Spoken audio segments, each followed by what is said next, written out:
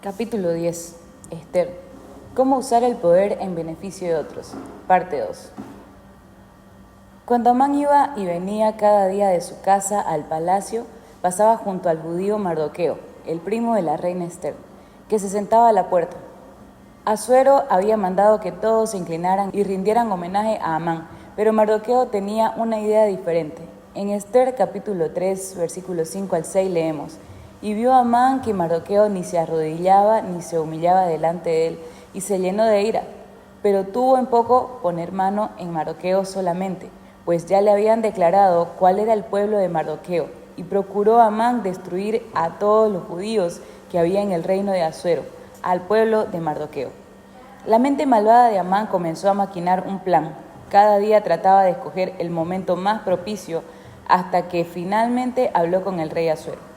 Hay un pueblo esparcido y distribuido entre los judíos, en todas las provincias de tu reino, y sus leyes son diferentes de las de todo el pueblo, y no guardan las leyes del rey, y al rey nada le beneficia el dejarlos vivir. Si place al rey, decrete que sean destruidos, y yo pasaré 10,000 talentos de plata a los que manejan la hacienda, para que sean traídos a los tesoros del rey. El rey estuvo de acuerdo, y casualmente el día 13 de diciembre de aquel año, todos los judíos del imperio persa serían asesinados. Con el sello del anillo del rey Asuero sobre los documentos, el plan de Amán se convirtió en ley, y la ley de Media y de Persia no podía rescindirse.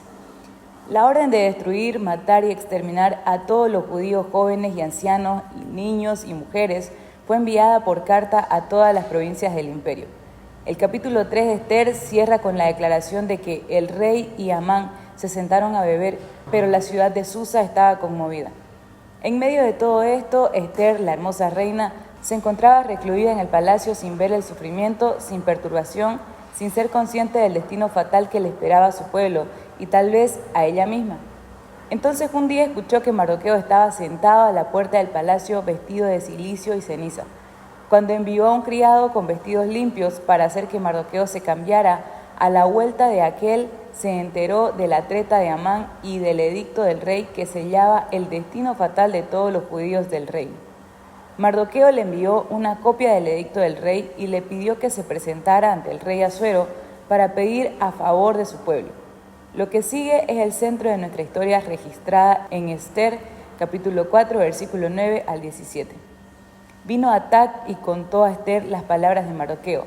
Entonces Esther dijo a Atac que le dijese a Mardoqueo: Todos los siervos del rey y el pueblo de las provincias del rey saben que cualquier hombre o mujer que entra en el patio interior para ver al rey sin ser llamado, una sola ley hay respecto a él: ha de morir, salvo aquel a quien el rey extendiese el cetro de oro, el cual vivirá, y yo no he sido llamada para ver al rey estos 30 días. Y dijeron a Mardoqueo las palabras de Esther. Entonces dijo Mardoqueo que respondiesen a Esther: No pienses que escaparás en la casa del rey más que cualquier otro judío, porque si callas absolutamente en este tiempo, respiro y liberación vendrá de alguna otra parte para los judíos, mas tú y la casa de tu padre pereceréis.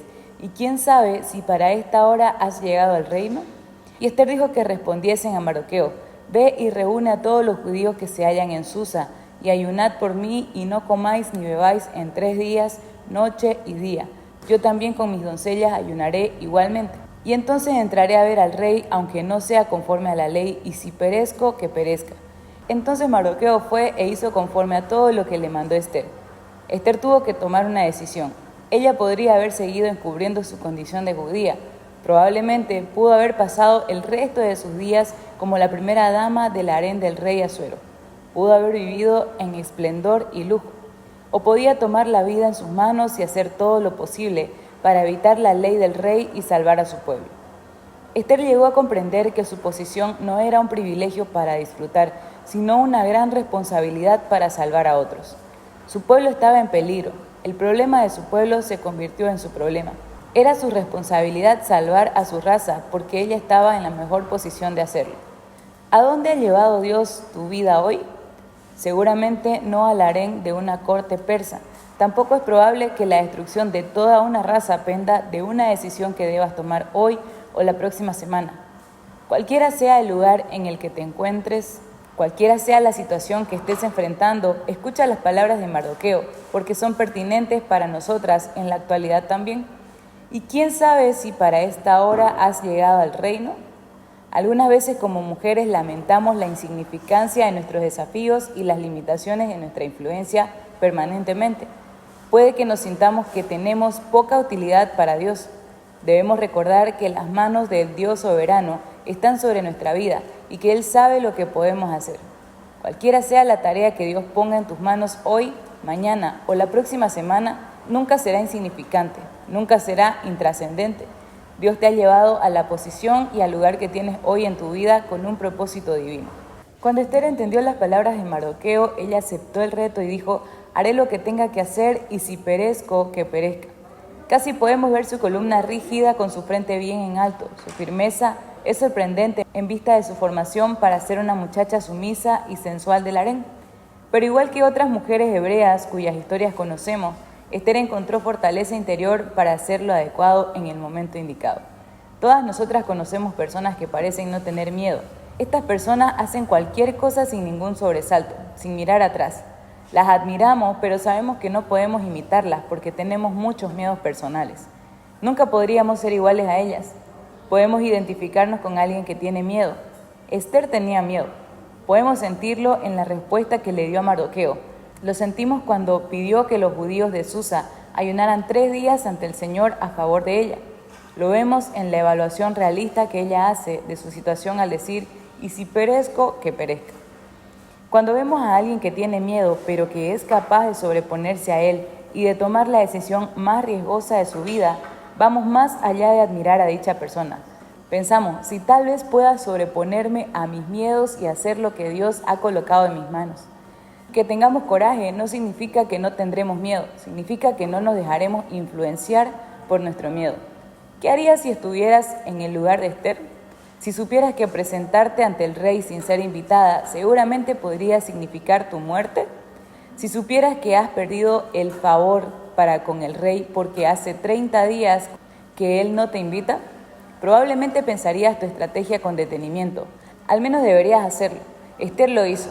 Ella se preparó con cuidado y también preparó una cena suntuosa para 3. Luego, en sus ropas reales, caminó lentamente desde el cuartel de las mujeres, atravesando las grandes arcadas bajo las cortinas de lino azul y blanco, hasta llegar al patio interior. Entonces se detuvo y se paró a la entrada de la habitación real donde Asuero pudiera verla. ¿Puedes sentir lo que debe haber sentido Esther en aquel momento? Los latidos de su corazón, los escalofríos que recorrían su columna vertebral de arriba a abajo, la transpiración de sus manos. Si puedes sentir lo que ella sintió, entonces podrás sentir su gran alivio cuando Asuero alzó y extendió su cetro dorado hacia ella. Por el momento, al menos estaba a salvo. Continuará.